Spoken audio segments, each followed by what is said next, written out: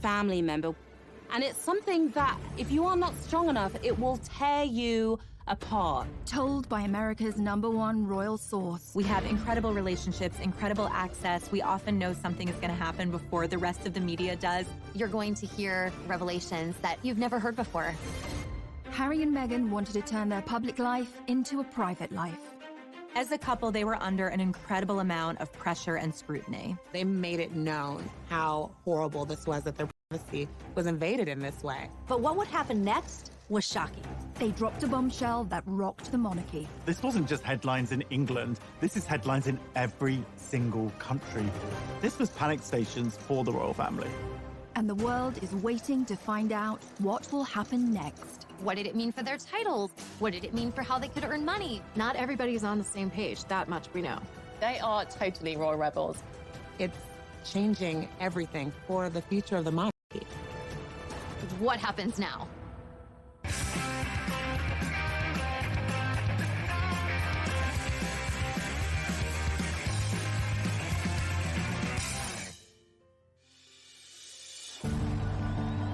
How does a girl born and raised in California end up meeting and marrying a royal prince? It sounds like something out of a straight-to-DVD movie, and at first glance, Meghan and Harry seem like an unlikely match, but they have more in common than you might suppose.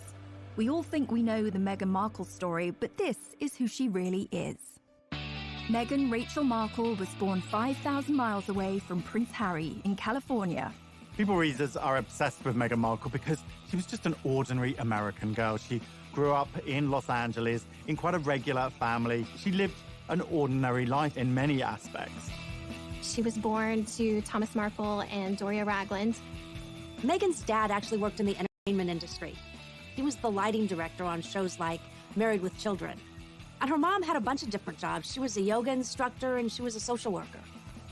I think her parents each brought different life experiences to her childhood and to raising her, and Meghan was really adored. When Meghan was born, she stepped into a pre-made family.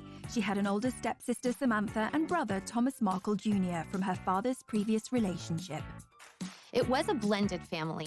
And one of the sweet stories from her childhood that she shared is that she had coveted a Barbie doll set that was called a Heart Family. And it came in a white version and a black version.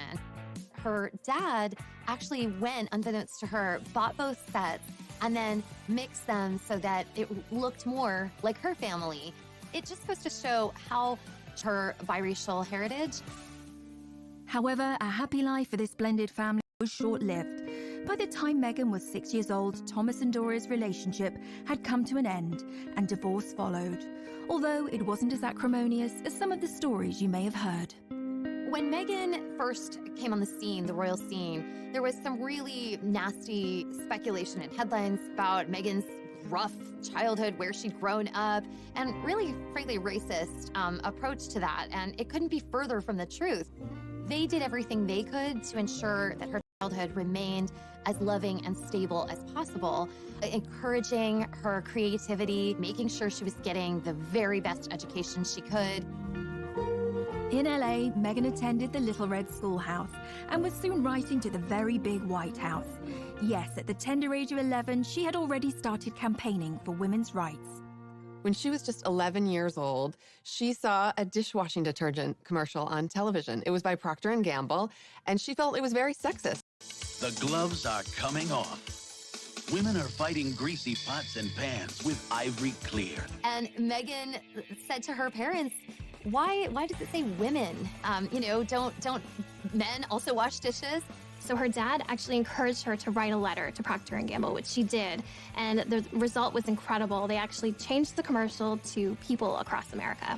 That got Meghan her first kind of national attention, and she saw that her voice mattered. Write letters and send them to the right people, and you can really make a difference for not just yourself, but lots of other people. As a teenager, Meghan attended the Immaculate Heart High School, an institution known for its liberal arts and drama courses.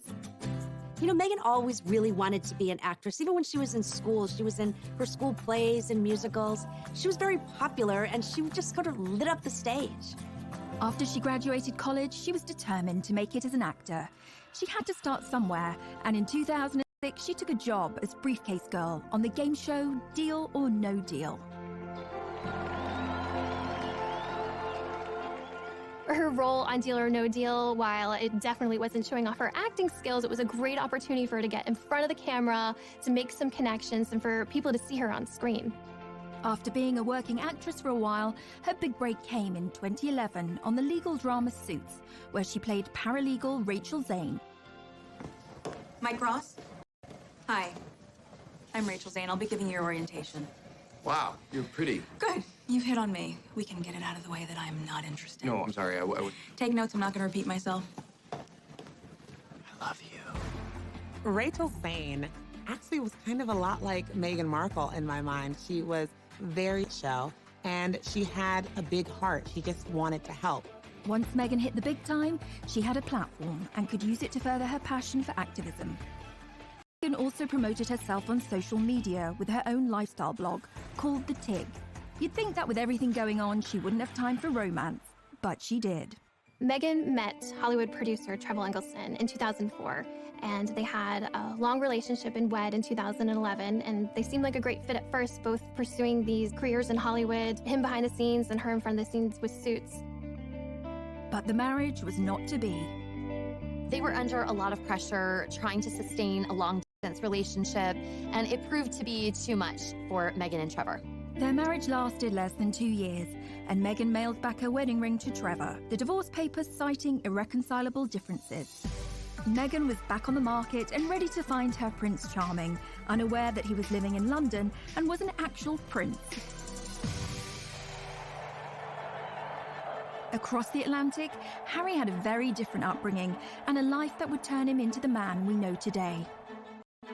Harry was born into a family that can trace their ancestry back over 1,000 years. Let's take a quick look at his family tree. Harry's grandmother is the Queen, but she's also the Duke of Lancaster, and she's married to a Duke, the Duke of Edinburgh. Beyond that, we've got their children, the Prince of Wales, Prince Charles, that's Harry's dad, his brother, Andrew, the Duke of York, Edward, the Earl of Wessex, and Charles's sister is Princess Anne, but she's also called the Princess Royal. Prince Charles married Diana, the Princess of Wales, and they have 2 sons, William, the Duke of Cambridge, and Harry, the Duke of Sussex. Thanks to his brother's kids, Prince Harry is knocked back to 6th in line to the throne, and all being well, he's now never going to get his hands on the crown jewels. Although Harry was born into a world of breathtaking privilege, he suffered a tragic childhood. Harry's childhood is really rooted in tragedy. His mother was killed when he was just 12 years old, when she was chased by paparazzi in Paris, and so he had to deal with that tragedy at such a young age, which definitely affected him for life. For anyone who remembers the death of Princess Diana, one of the most heartbreaking elements was seeing her young sons, William, Harry, who was just 12 years old, having to maintain that famous stiff upper lip. Everyone had to be stoic and be this brave face for the nation, when Harry, a young boy, would have just been absolutely, crushed inside. We all remember the envelope with the word mummy on Diana's coffin. It just contained all of those intense emotions, and not think that later on, those feelings are going to need to be dealt with. Even an untroubled childhood can lead to a messy young adulthood. As Harry got older, he gained a reputation for being a rebel and a globe-trotting party boy. Harry's wild years throughout his 20s are well documented, from skirmishes with the paparazzi in public, to a costume party where he came dressed as a Nazi. It just was endless. But today we know that all the sort of rowdy times were kind of a last hurrah before he left for his service. Harry went from party boy to action hero when he joined the military, where he served for 10 years, including 2 tours of Afghanistan. He thrived in that environment. Perhaps it was a relief for him being able to step away from the spotlight.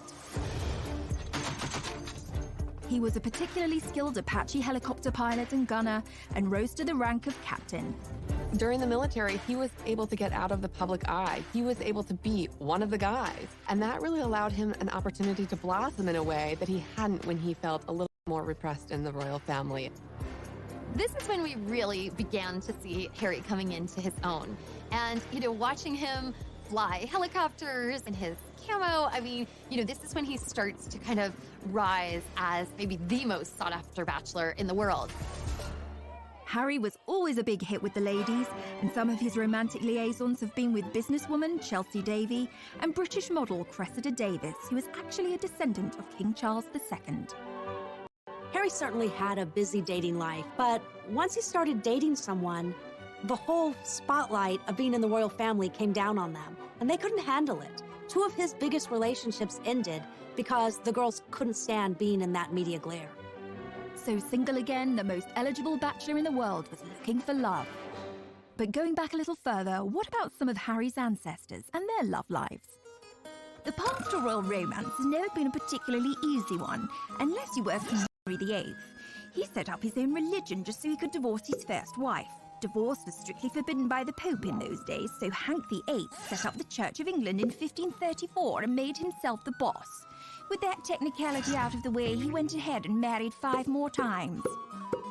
But he had 2 of his wives, Anne Boleyn and Catherine Howard, beheaded. In 1937, King Edward VIII married Wallis Simpson, not just a commoner, an American, and if that wasn't bad enough, she was a divorcee. And like Henry VIII, who did what the heck he liked, Eddie's problem was that the Church of England didn't allow people to remarry if their ex-spouses were still alive. This was like to abdicate. That's a lot to give up, especially when Mrs. Simpson was also seeing a married car mechanic called Guy Trundle. I promise you, we're not making this up. But rumours were she'd learned some tricks in a house of ill repute, which sounds thrilling, if rather tiring. If you wish to marry a commoner, you may end up with a morganatic marriage or left-handed marriage. An evenly socially balanced marriage where the royals' titles and privileges don't extend to the spouse or offspring. It's a bit like flying, way easier to downgrade than upgrade. That law got changed for William and Kate, by the way. Now, Princess Margaret discovered that when she fell for Peter Townsend, a married man. Her sister, the Queen, told her she could marry him, but she'd lose all her titles and privileges. She decided to hang on to them and dump him, which feels extremely fierce and badass for 1960. Good choice, Madge. It goes to show that the path to true love is never easy, especially if you are marrying into the royal family, and Meghan would face her own challenges. Coming up. It was a very bold move, him standing up and protecting his girlfriend at the time and saying, I'm not standing for this.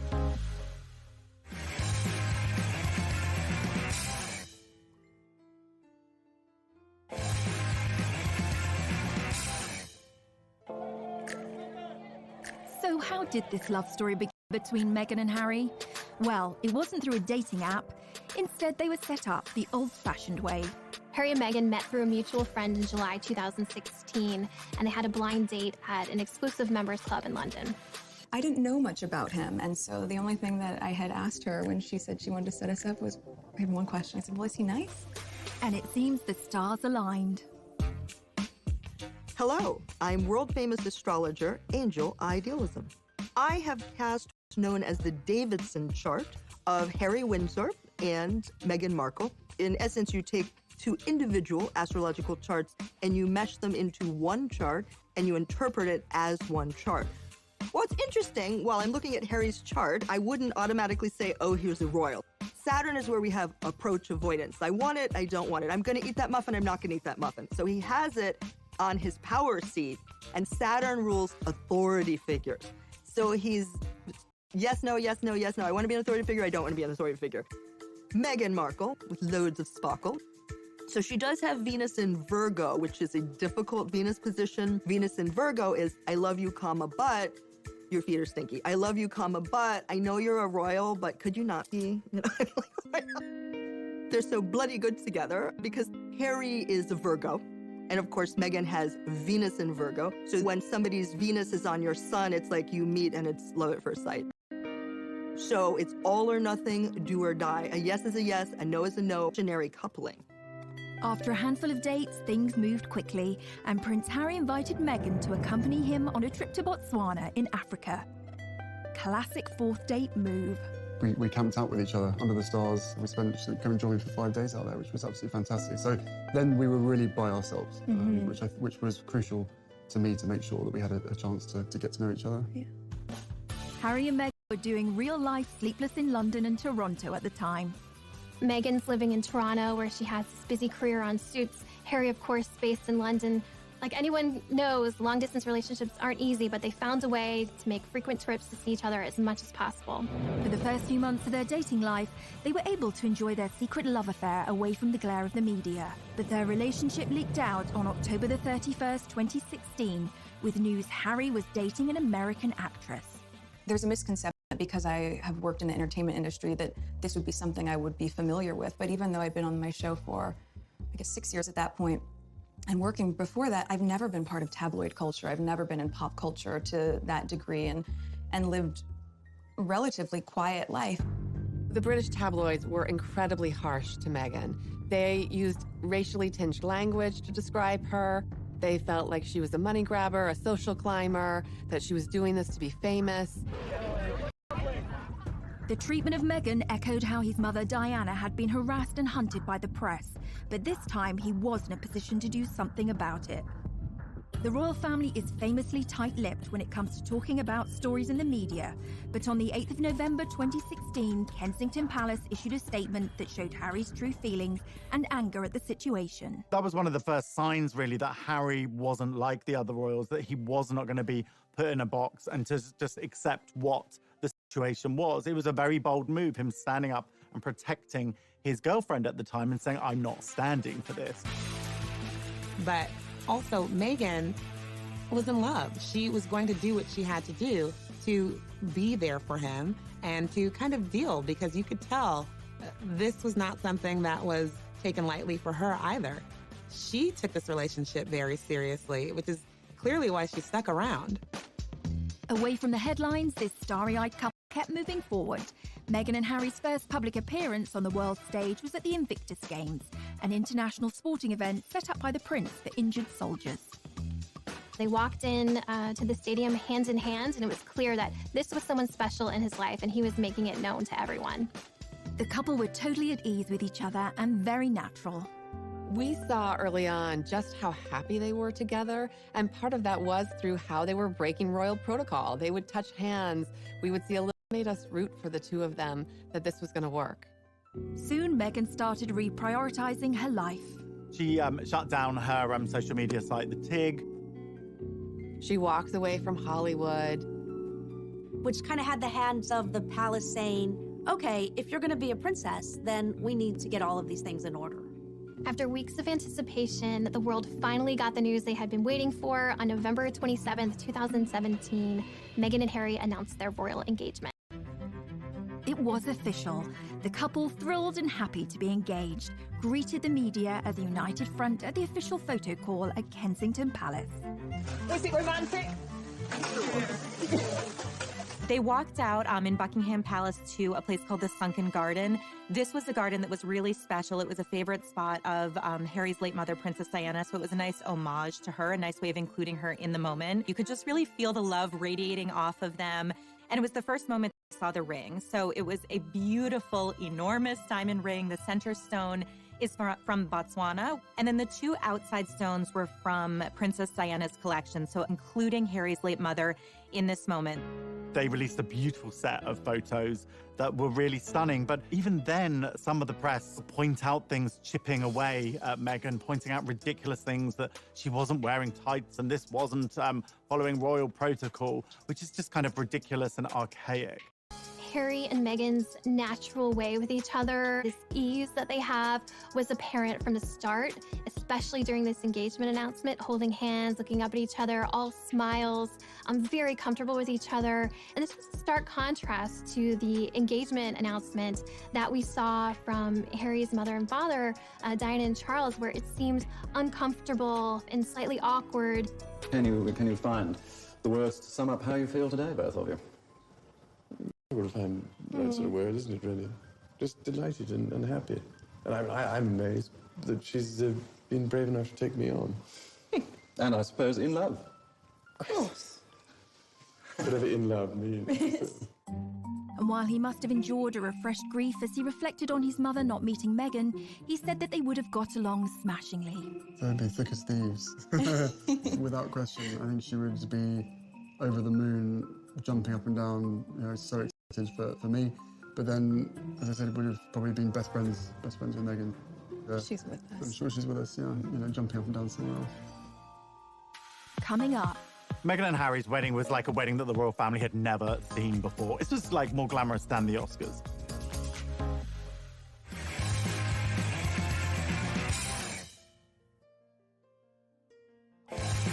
Waiting to find out when Meghan and Harry would be tying the knot. It was finally announced that the couple would get married on May the 19th, 2018. A royal wedding is the ultimate in pomp and pageantry. Royal fans just delight in a royal wedding. I mean, it's the fairy tale. The royal wedding is Cinderella's castle, Prince Charming, all of that rolled up into one.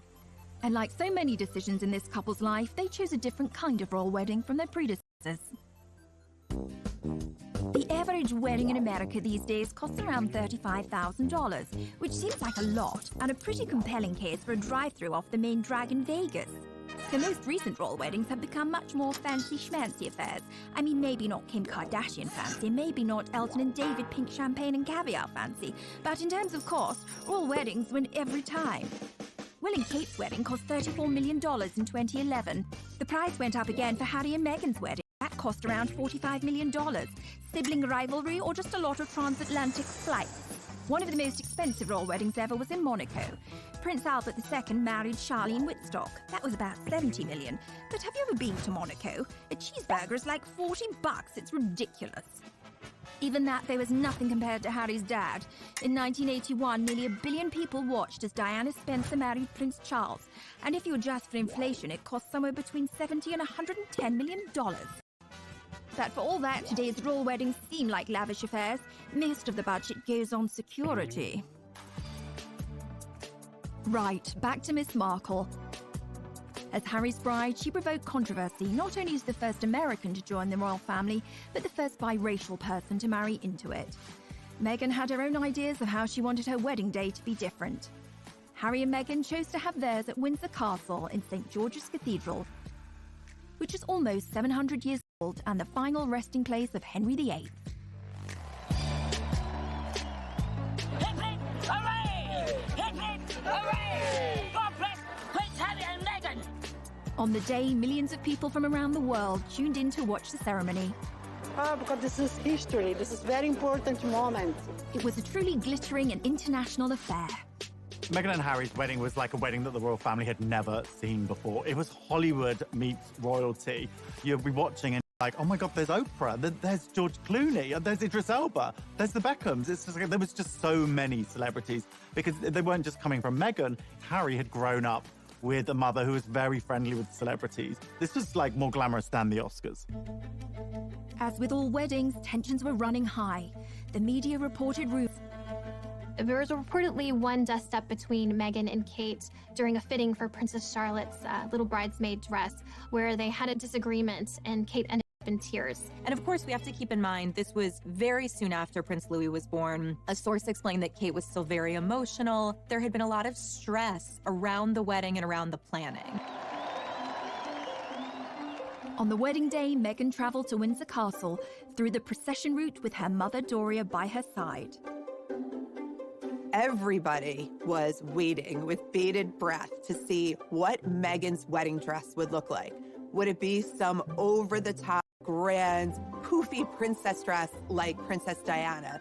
Would it be this sort of elegant, sophisticated lace, long sleeve look like Kate Middleton? It was neither of those things. She had a very simple, tailored, streamlined dress. I mean, this really was understated. She was just impeccable, modern, an entirely new version of a princess. Only a few days before, Meghan had been due to walk down the aisle with her father, Thomas, but he then announced that he would not be at the ceremony due to his recovery from heart surgery. And of course, the media went to town on the divisions within her family. Anytime there's a big wedding where families coming together, there's a lot of potential for strife and stress. And then came the question, who would walk Meghan down the aisle and what's going to happen now that her father is not there? She made a real groundbreaking move in deciding to walk the first steps by herself, which really showed that this was a strong, independent woman who was making the decision to step into this life on her own. And then she was greeted by her father-in-law, future King of England. Prince Charles stepped in to walk Meghan partially down the aisle. There's no greater compassion and love for a future daughter-in-law than to take her by the hand to lead her to Harry to get married. I think a lot of people, even for those of us at People Magazine on staff watching, felt like, how is she so calm? You know, she was almost preternaturally serene. Later, when I spoke with her friends, they said, that's who Meg is. When she's in the moment, she's really in it. When she's made choices, she believes them 100%. And so there was nothing for her to be nervous about. And I thought that was really extraordinary. As the star-studded congregation looked on, Meghan's pastor, Michael Curry, delivered an impassioned sermon about love. Imagine this tired old world when love is the way, when love is the way. A far cry from the usual stuffy speeches, the ever-observant media caught Kate Middleton giving Put asunder. All was saved when the newlyweds delivered what we had all been waiting for. Meghan and Harry follow in tradition by having their first kiss in public when they step outside of the church.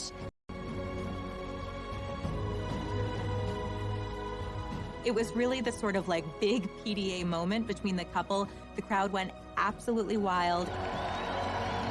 It felt like it could just be your friend's wedding and they happened to be really in love, but it happened to be something that millions of people were watching. So it was that authenticity and that genuine love that really came across, just as all of their other public moments abroad.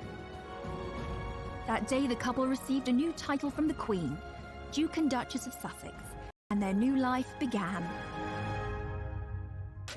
Coming up, They really felt protective of this new baby and wanting to make sure he had as much privacy as he possibly could from the very start.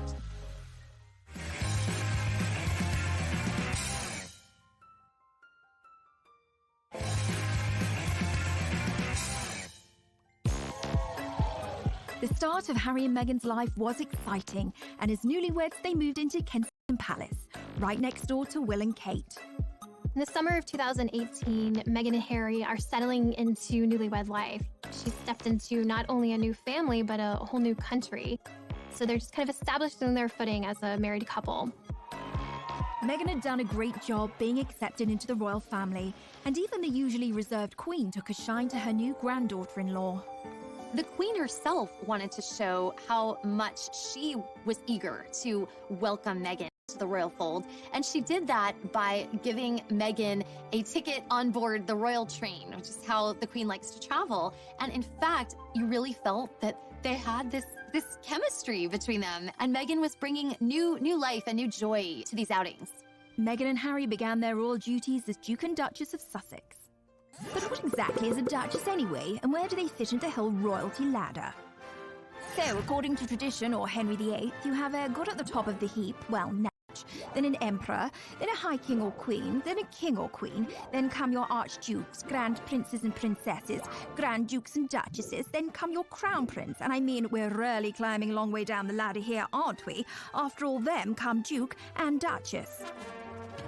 Fun fact, Meghan could actually be a duke. This isn't anything to do with which bathroom she uses. A woman can be called Duke's Tube. What about Harry, though? Well, he's a Duke of Sussex and also Earl of Dumbarton and Baron Kilkeel. The Duke and Duchess titles are kind of like a wedding present from the Queen. Here you go. I wasn't sure which toast you wanted, so I got you Hampshire instead. The annoying thing about being Duke or Duchess Cornwall and also gets the Duchy of Cornwall, which literally means if you live in Cornwall, he could well be your landlord. Although it won't be him coming and fixing your broken toilet, but he does get the cash from owning it. Unlike Cornwall, there's no Duchy of Sussex and therefore no cash. So, they don't get the cash, and guess what else Meghan doesn't have? Legal custody of her son Archie. According to a law from 1717, the Queen actually has governance over all the royal sprogs, including Will and Kate. You might think it doesn't really have any relevance today, but apparently decisions like which members of the royal family are allowed to get on the same plane, yup, the Queen makes that call. Back to the couple's first royal tour of Australia, Tonga and New Zealand. Meghan and Harry were an instant hit with the public. And this is where we get to see Meghan shine. And there was a lot of echoes of Princess Diana in terms of her really bonding with people, with children, with a lot of the locals, giving speeches, which is something we hadn't seen Kate do before with such ease.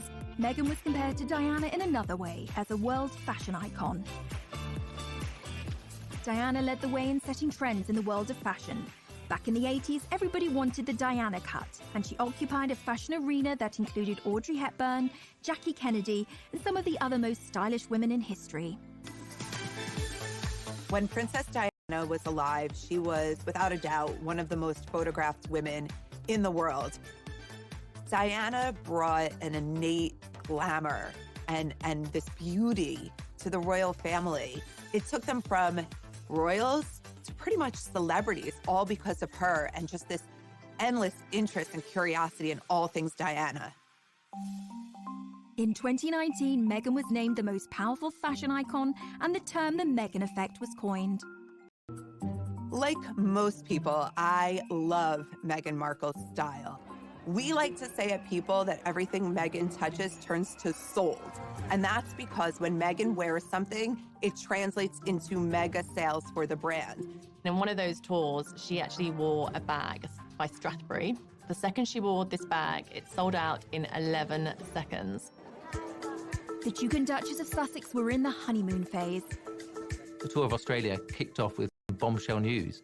The couple arrived into Sydney telling the world that they were expecting their first child. It was the most exciting way of kicking off a royal tour. This is a moment that the public, the entire world was excited about. Anytime there's a royal wedding, you wait for the announcement about the royal baby.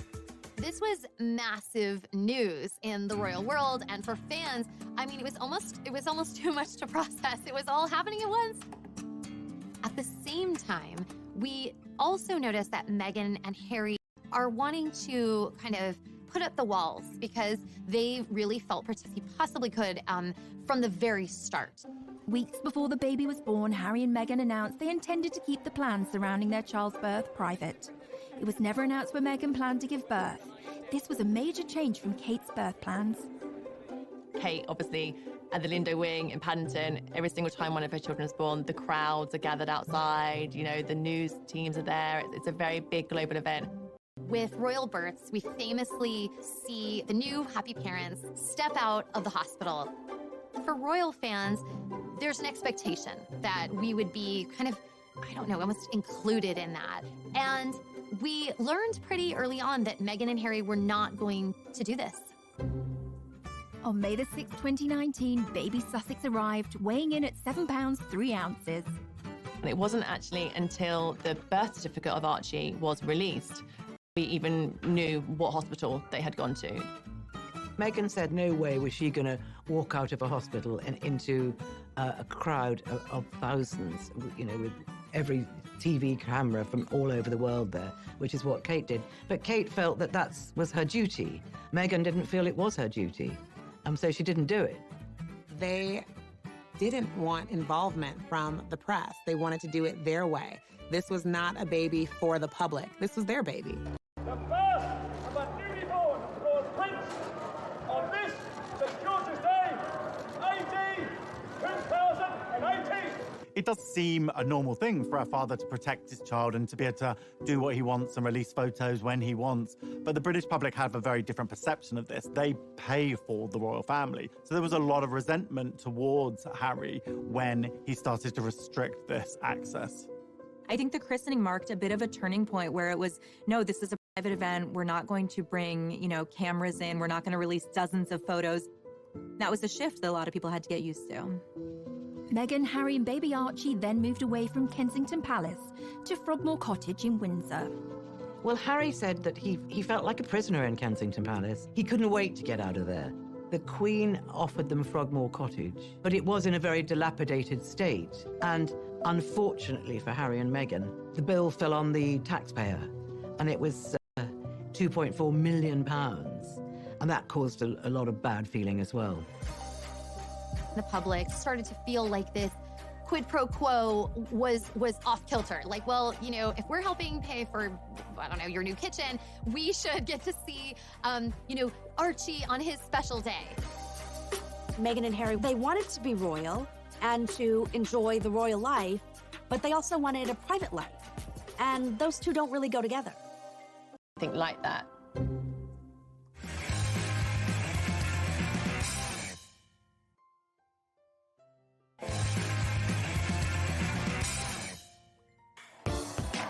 There's more to being royal than cutting ribbons and waving. There are very strict rules and protocols that must be followed. My name is Micah Meyer, and I'm the founder of Beaumont Etiquette. My training is very formal. It was done in London under a former member of the Queen of England's household staff. I think there's this heightened level of fascination when we all saw Meghan Markle marry into the royal family. We're like, wait, a real average person can become a real royal? In our minds, we just saw her go from A to B, but that definitely wouldn't have been the case. She would have been, you know, practicing in royal aids, would have literally guided her throughout the entire process. Behind the scenes, she had to basically, in essence, join a royal training camp of how to become a royal. For instance, when you're addressing the Queen, she is Her Majesty, and after that, it's just ma'am, rhymes with jam, and it's always a curtsy, especially in public. Meghan, we saw it for the first time on TV, we were cheering her on, and the lower and the deeper her curtsy went, the more confident she became, and so we can see her confidence in her training kind of evolve. A lot of etiquette around the royal wave, and we actually see how she starts on that day that she was first engaged, and you know, she's waving and very excited. And then we see her at the next event, and suddenly we see her fingers are together. And then we see that elbow come in even further, and then we see the polished wave in the end. Even the sitting position, that's one huge part of Meghan's training, we literally saw happen before our eyes. We see the old Meghan, and she would have one leg crossed over the other and her ankle kind of out and you know, flapping about in a very casual way, which is very comfortable. As she becomes a royal, we see her training go into effect. That first big event where she's sitting next to the Queen, she's using this new technique. She has one over the other, pointing forward, and it's so tight. It's almost like there's a rubber band from her knees to her ankles. And if you tried to slip a little credit card in between her legs, good luck. You wouldn't have gotten it through. You can imagine how intimidating that first session of afternoon tea with the Queen must have been. Holding a teacup is actually even harder than it looks. You actually pinch your fingers together through the teacup, and then you use your middle finger underneath it. And if you want to support the teacup, you can use two fingers like the Duchess of Cambridge does at the very bottom. Knowing what she went through, how fast she went through that training, that's not typical for a royal. And she really did a good job. But Meghan hasn't always been so obedient, and when she started tearing up the royal rulebook, her newly universal adoration and shine began to fade. One of the ways that we see Meghan and Harry start to bend some rules. Unlike previous royal princesses' involvement with Vogue, Meghan didn't just pose for the magazine. In fact, she didn't put herself on the cover. She celebrated women around the world who are doing extraordinary things. It was called Forces for Change, and it included interviews with everyone from Jane Fonda to Greta Thunberg. It was the first time that a member of the British royal family has done anything like that. This move was seen as too political by some critics, who saw this as kind of an inappropriate royal role for her and not what we had been used to seeing. There's an interview between Meghan and Michelle Obama, and Michelle Obama gives her some advice about how to handle fame and the royal family. Usually, you don't get outside advice. The palace is what gives you the guidance that you need to go forward. That didn't really go over well with some people. Yet again, Meghan was feeling the backlash from the world around her. Humans fear change, and in this situation, there was a lot of change going on. The aristocracy and the monarchy is a stuffy institution. Meghan came in and she was completely different. She was an American, she was biracial, she was a divorcee. I think there could have been some fear that she is something other and that she could affect the monarchy and chip away at the monarchy. You know, I think in some ways, what Meghan and Harry have done is just shown, listen, we're going to do what's right for us. We are going to do what we are comfortable with. Meghan and Harry are not the only royals to have a rebellious streak. There's a long line of royal rebels, but there are those who know how to make it work for them. What about Princess Margaret, the Queen's sister. She liked to party. She partied hard with her daughter's godfather, Anthony Barton, with a former Prime Minister's nephew, Alex Douglas Horne, and it's thought she even partied with Mick Jagger and Warren Beatty. She partied hard in her party house on the party island of Mustique. But then she calmed down and got herself a toy boy, marrying a guy 17 years younger than her. Then she got the first royal divorce since 1901. She rocks. But if you ask us, the royal rebel closest to Meghan's heart would probably be Princess Louise, Queen Victoria's fourth daughter. She questioned everything, earning her the nickname Little Miss Y. She was very cool. She refused to marry someone she didn't love, was an ardent feminist, and visited imprisoned suffragettes, the protesters for equal rights for women. And, stop me if this sounds familiar, she got married and moved to Canada. Her full name? Louisa Caroline Alberta, and yeah, Alberta, Canada is named after her. The province was originally going to be called Louise. If you can find a more Meghan-friendly royal rebel than that, then you can send us to the Tower for treason. Coming up. It was a huge betrayal for Prince Harry and Meghan, and they let it be known. They filed suit.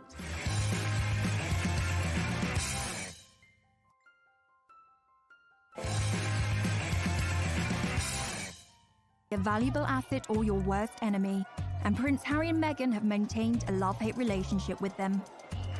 There have been times when the royals have welcomed the press in terms of trying to get their messages out. And this can be anything from, obviously, the Royal Rota, which is the established UK press corps, attending their engagements, which are to benefit charity, to shine a light on good causes. And that's the time when they really embrace the press. Even Harry's mother, Diana, used the media to her advantage. Princess Diana famously used back channels to set up an interview with the BBC's Martin Bashir on the show Panorama. And she did that because she felt that she could not make her side of the story heard. When no one listens to you, or you feel no one's listening to you, all sorts of things start to happen. For instance, you have so much pain inside yourself that you try and hurt yourself on the outside because you want help, but it's the wrong help you're asking for. People see it as crying wolf or attention-seeking, and they think because you're in the media all the time, you've got enough attention, inverted commas. But I was actually crying out because I wanted to get better. We have never seen any royal open up the way Diana did, the way she bared her innermost thoughts and feelings. But unlike Diana, Meghan was too new to royal life to start airing her grievances publicly. But her friends would rally to the cause. In an exclusive interview with People magazine, Meghan's inner circle opened up about the Duchess's private life and her struggles with the UK tabloids.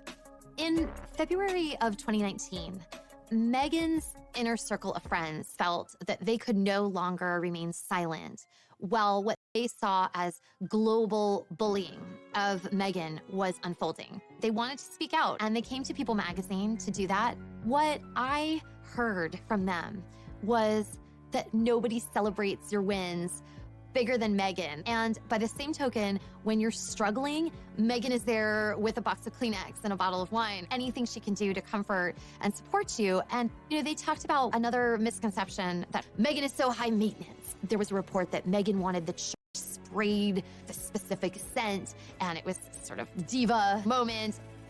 And the friend said, Meghan is so religious, she would never, ever disrespect a holy place like St. George's Chapel at Windsor Castle, and that's a contradiction to who she is. I came away feeling like my friendships are really inferior to Meghan's, because these women, they felt so loved by her and supported in a way I had really never seen before. Meghan got a little help from her friends, but it was short-lived.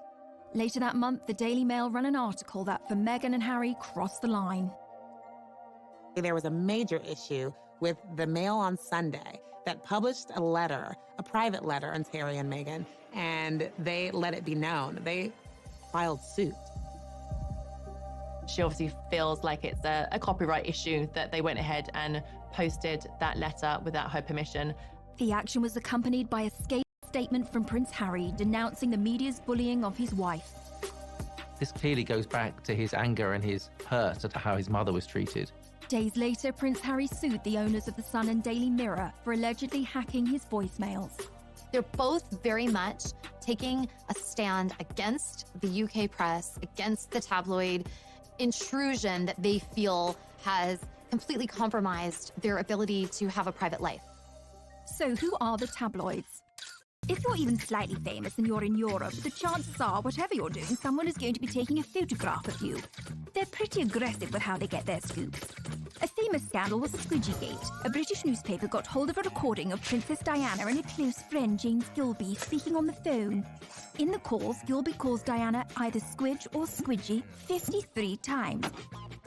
Try calling me that once, I dare you. There's always been a degree of push and pull with the press. Let's not forget the British royal family is paid for by British people. They help fund their lavish lifestyle. So what the royals get up to is very much in the public interest. Now, poor Meghan has felt the sharp end, and the coverage of her life in Kate Middleton's is astonishing. For Kate, not long to go, pregnant Kate tenderly cradles her baby bump. For Meghan, why can't Meghan Markle keep her hands off her bump? Is it pride, vanity, acting, or a new age bonding technique? For Kate, Kate's morning sickness cure, Prince William gifted with an avocado for pregnant Duchess. For Meghan Markle's beloved avocado linked to human rights abuse and drought. One thing's for sure, pics of the royal family mean cash, so watch out for that long lens, Meghan and Harry. Coming up. People were saying, is this going to work out? Are they going to be able to stick this out? Because it's not looking good.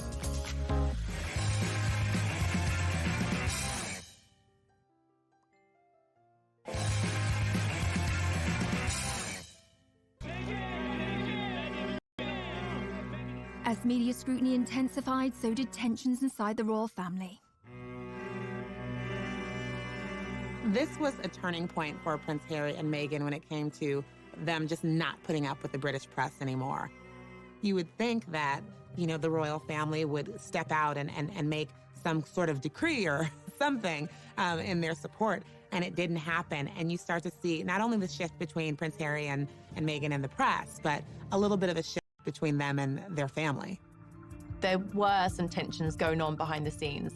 I think what happens with any family is that an outsider, someone else, as copacetic as they seemed, things were sort of strained. People obviously looked into a lot of this, and what appears to be at the root of it is a division between the brothers, William and Harry.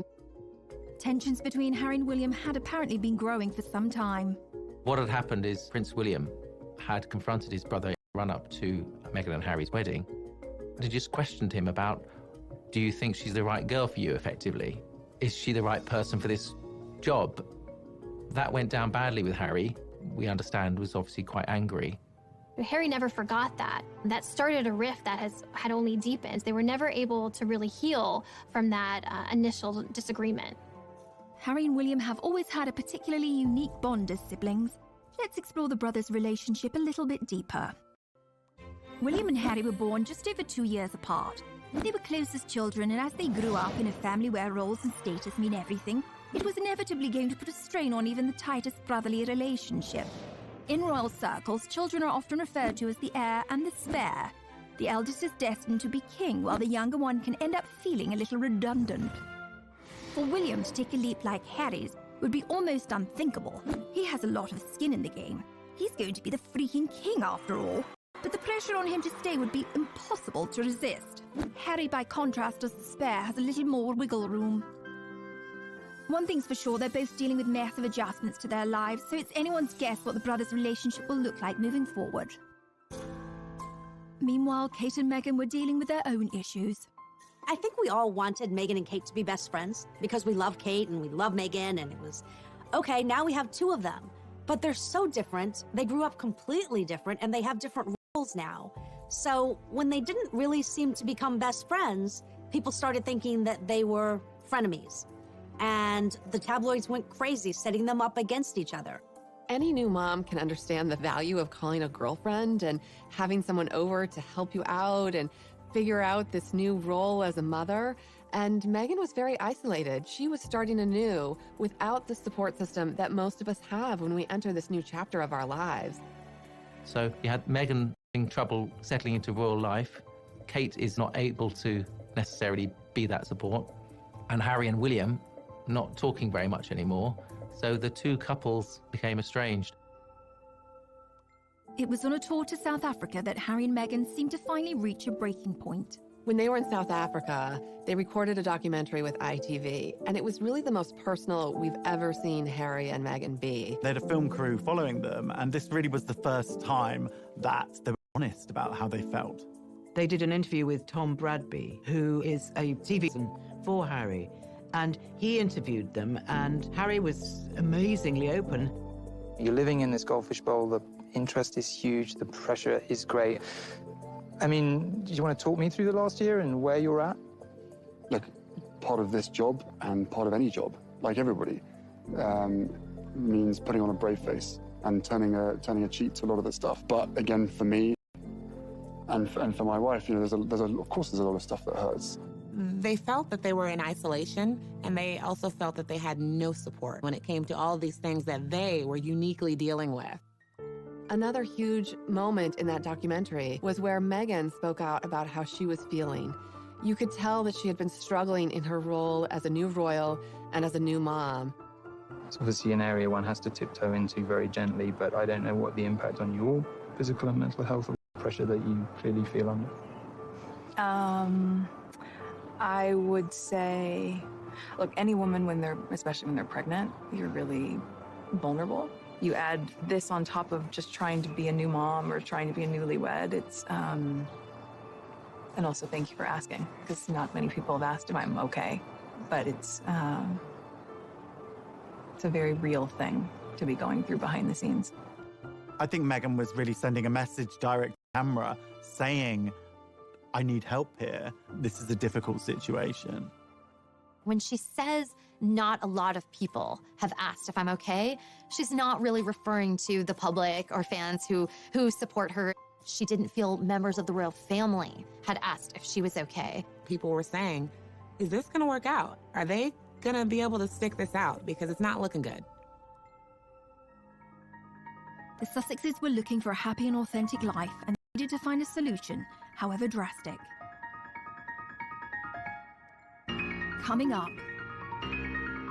When Harry and Meghan made this announcement, the world was stunned.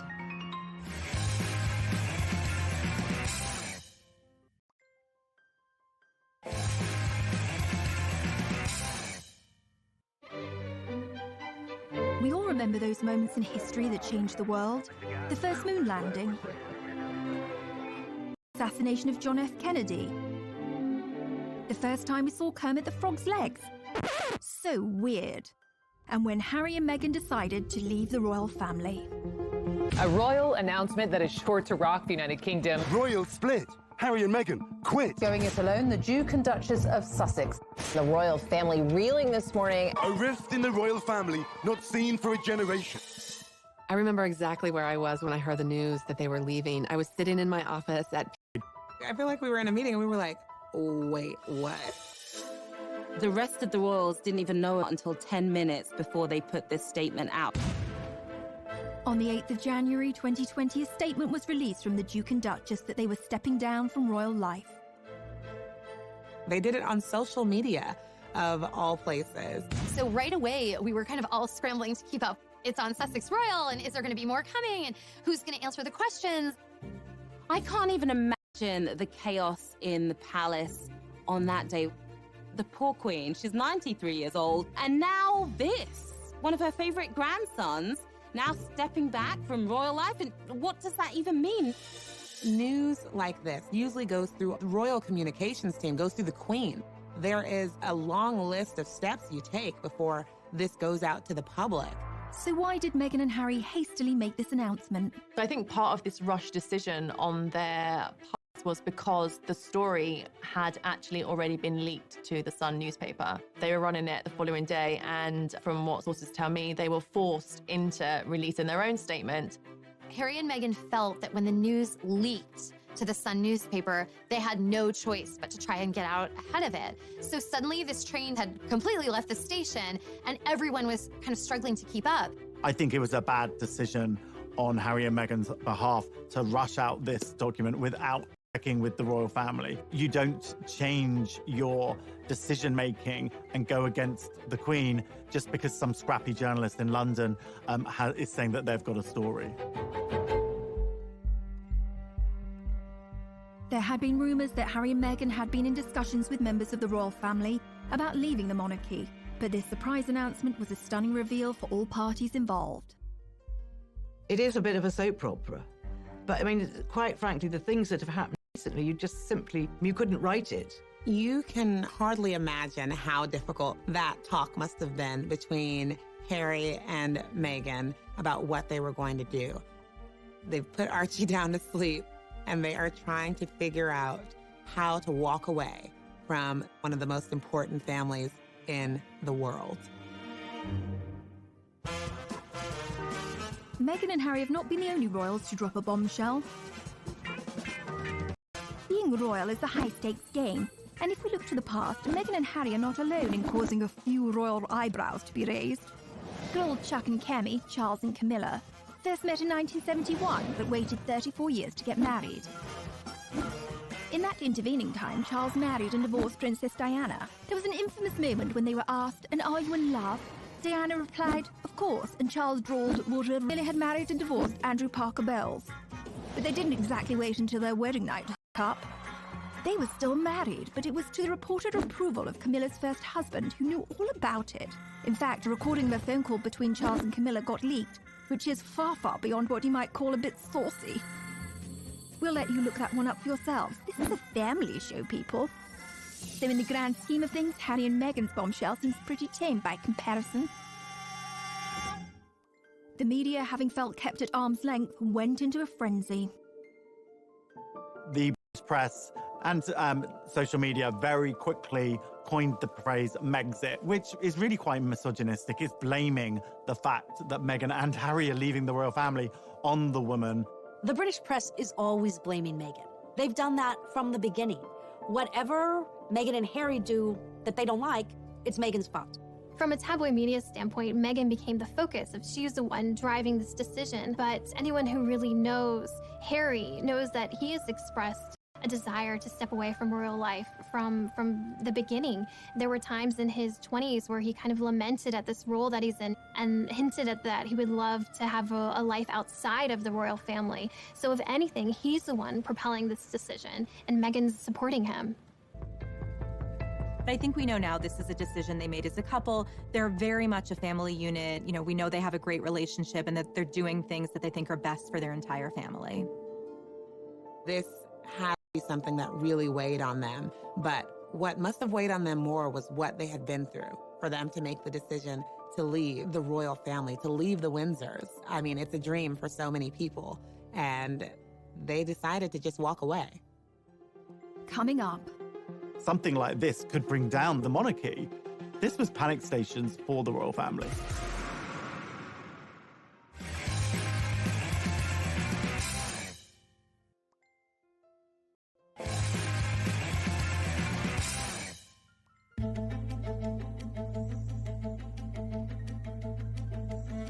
After the bombshell was dropped, all royal parties had to scramble to determine what would happen next.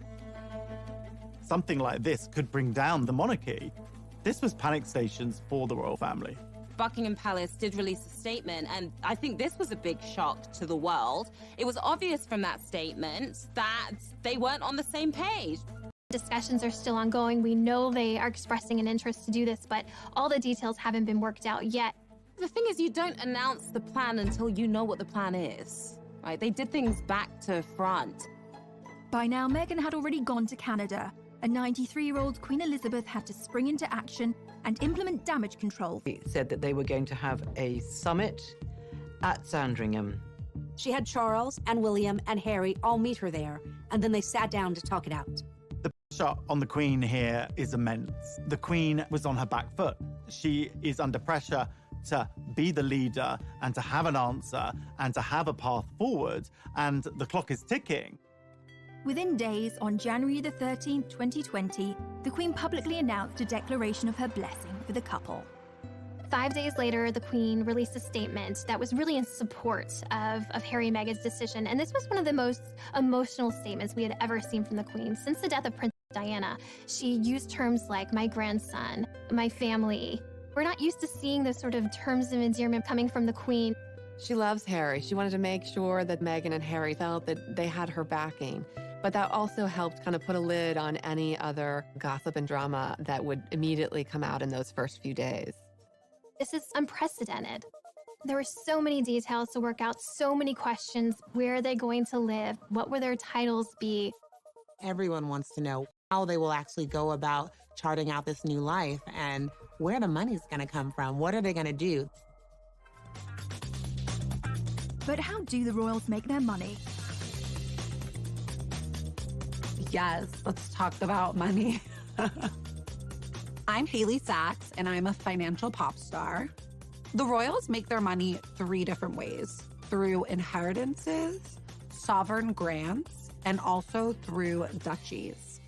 The sovereign grant is taxpayer money. So if you're watching this and you live in Britain, I'm sorry, because you paid Meghan and Harry $130K last year just to leave your country. So yeah, you can cry about that. Basically what the duchies are is like Prince Charles is a landlord. He's inherited these properties. They're all our properties, and he's making money on them because people live there, they visit, and he's pocketing the cash. Prince Charles, he gives some of that money to his sons. The Sussexes can credit 95% of their income just to Prince Harry having a rich dad. So yes, Harry has a rich dad, but he also had a rich mom. Diana didn't come from nothing. Like, she walked into the royal family with her own fat wallet. When she died, she left Prince Harry $10 million. Even though the couple quit being royals, these two are media starlets. They're not looking just for money. Really, what they're searching for with this exit is impact. Show for the British public that all is fine here, everything is good, the show will go on, the monarchy is solid.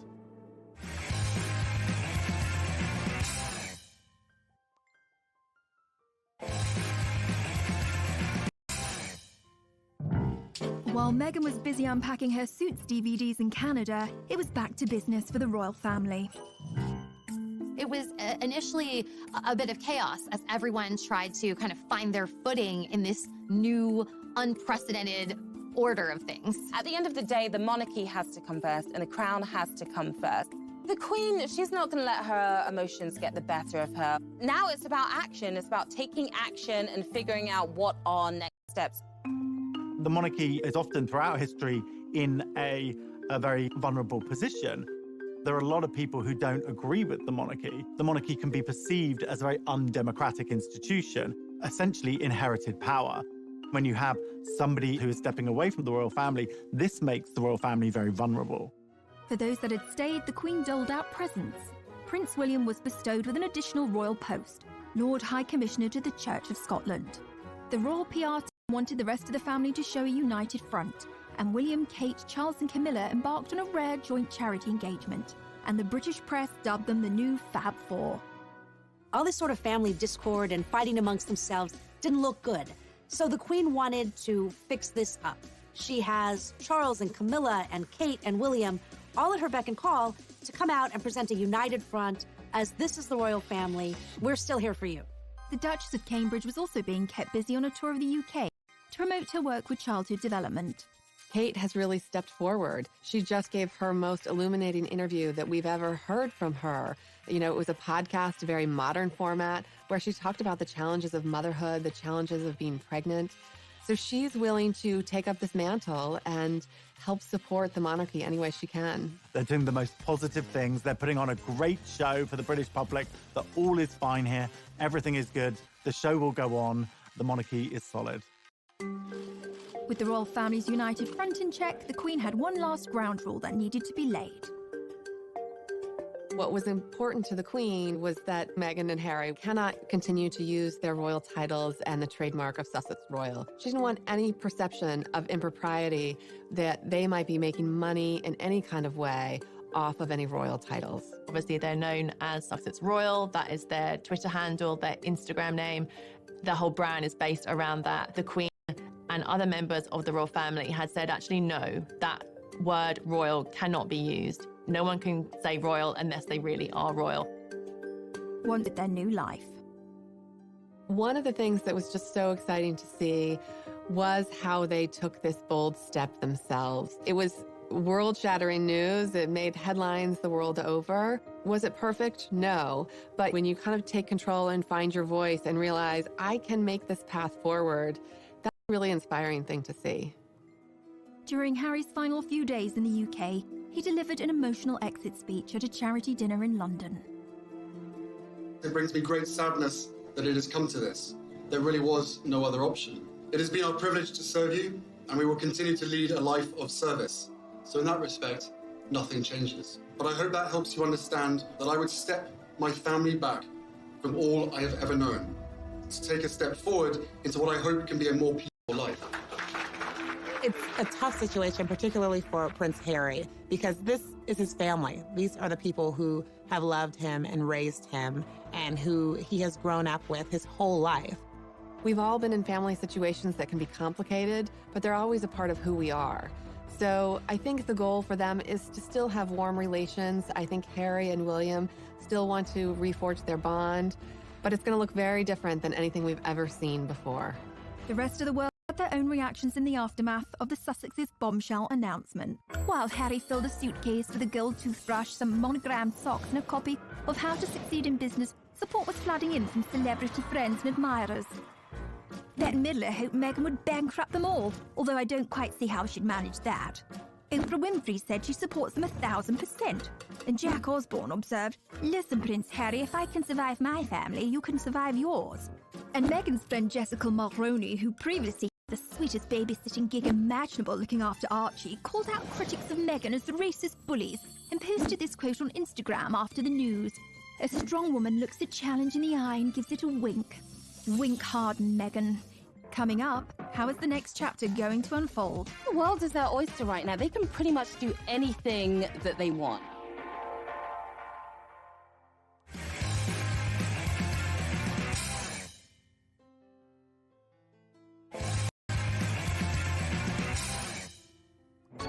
Prince Harry joined his wife Meghan in Canada to start their new unprecedented post-royal life. It was revealed that Meghan and Harry are going to be splitting their time between the UK and Canada during this period of transition. So they set their sights on Vancouver Island, where they spent a lot of the time over the holidays. Life in Canada was pretty peaceful for the most part compared to living in London. They were in a friend's $14 million mansion in Vancouver Island, taking a lot of walks with Archie, spending a lot of family time together. Meghan's very familiar with. She used to film in Toronto. But I think it's a place that she felt safe. This wasn't the spotlight of London, and they just needed somewhere calming, somewhere that they could get their thoughts together and really also heal their mental health, I think. So what are the predictions for the couple's next steps? It's brand new territory for them to be trying to find a way to basically earn money. And, you know, when you are the Prince of England and the Duchess of Sussex, it's like you have to earn a lot of money in order to keep up that lifestyle and to live independently. It's gonna be a really interesting road ahead. Their last round of royal engagements were in March. They're officially stepping back, and they'll no longer be using their HRH titles or Sussex Royal. But I think the world is their oyster right now. They can pretty much do anything that they want. Both of them are very smart. Both of them are very talented. Harry and Meghan's next steps in terms of their careers is anyone's guess. Who knows whether we might see a Meghan Markle clothing range for one of her women empowerment charities. We might see a book deal maybe, although various ones of those have been denied so far. We also know that Harry is involved in a TV project with Oprah for Apple TV. So that will be announced at some point this year, I'm told. We've already seen that Meghan did her first voiceover role for Disney, and the check was donated to a charity for elephants. They're definitely going to be cashing in on their celebrity status. There is no way they are going to be penniless. They are going to have offers coming through the door. We saw Harry and Meghan recently in Miami at this banking summit at JP Morgan. We thought they were going to be laying low. Suddenly we got the news that Harry and Meghan was sitting next to J-Lo and A-Rod at a star-studded event for JP Morgan. And there are rumors that Harry earned $1 million for giving a speech at that event. It's not a bad paycheck at all, especially for your first time outside of the royal family.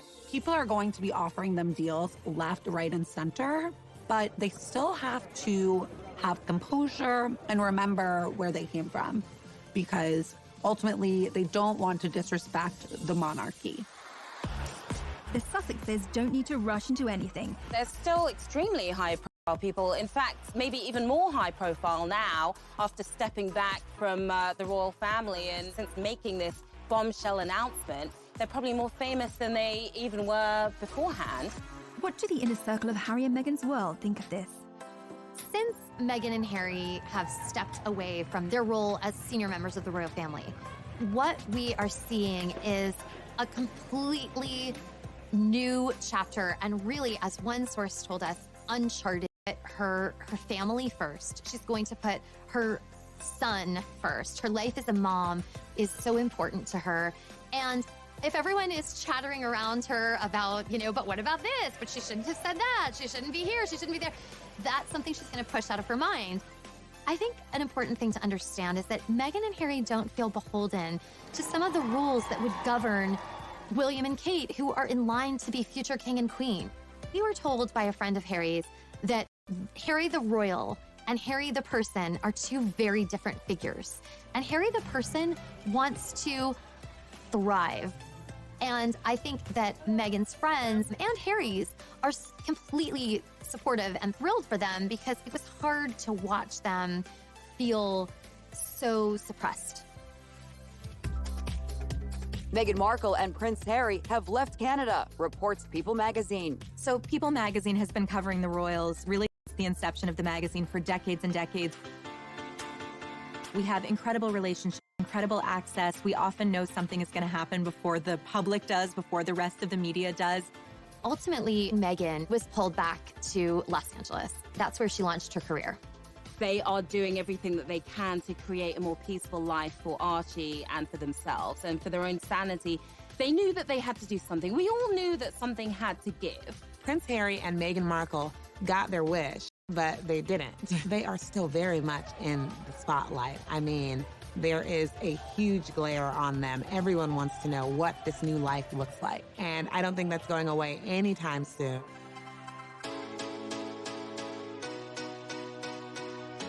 A lot of people are wondering, will things ever be the same in this royal family?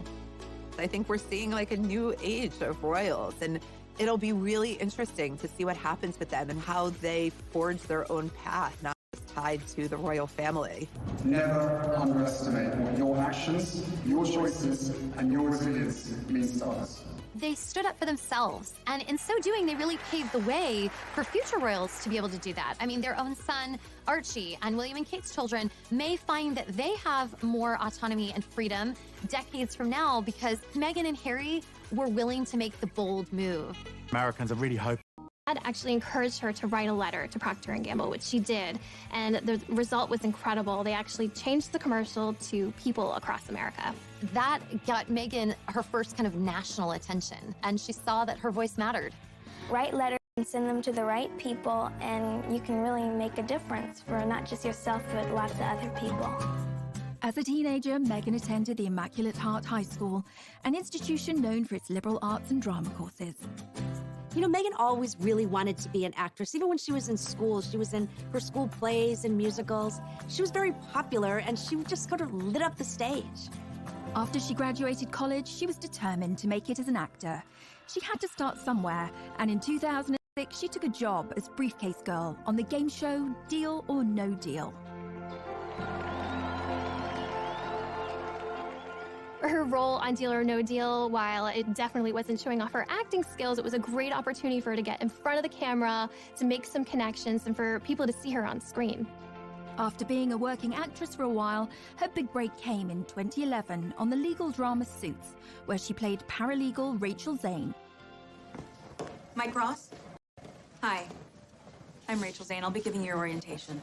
Wow, you're pretty. Good. You've hit on me. We can get it out of the way that I am not interested. No, I'm sorry. I would. Take notes. I'm not going to repeat myself. I love you. Rachel Zane actually was kind of a lot like Meghan Markle in my mind. She was very show, and she had a big heart. She just wanted to help. Once Meghan hit the big time, she had a platform and could use it to further her passion for activism. Meghan also promoted herself on social media with her own lifestyle blog called The Tig. You'd think that with everything going on, she wouldn't have time for romance, but she did. Meghan met Hollywood producer Trevor Engelson in 2004, and they had a long relationship and wed in 2011, and they seemed like a great fit at first, both pursuing these careers in Hollywood, him behind the scenes and her in front of the scenes with Suits. But the marriage was not to be. They were under a lot of pressure trying to sustain a long-distance relationship, and it proved to be too much for Meghan and Trevor. Their marriage lasted less than 2 years, and Meghan mailed back her wedding ring to Trevor, the divorce papers citing irreconcilable differences. Meghan was back on the market and ready to find her Prince Charming, unaware that he was living in London and was an actual prince. Across the Atlantic, Harry had a very different upbringing and a life that would turn him into the man we know today. Harry was born into a family that can trace their ancestry back over 1,000 years.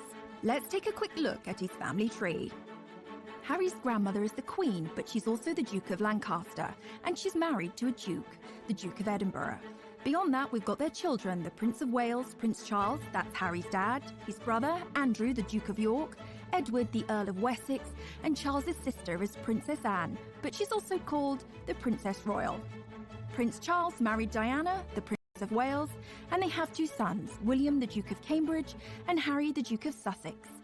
Thanks to his brother's kids, Prince Harry is knocked back to 6th in line to the throne, and all being well, he's now never going to get his hands on the crown jewels. Although Harry was born into a world of breathtaking privilege, he suffered a tragic childhood. Harry's childhood is really rooted in tragedy.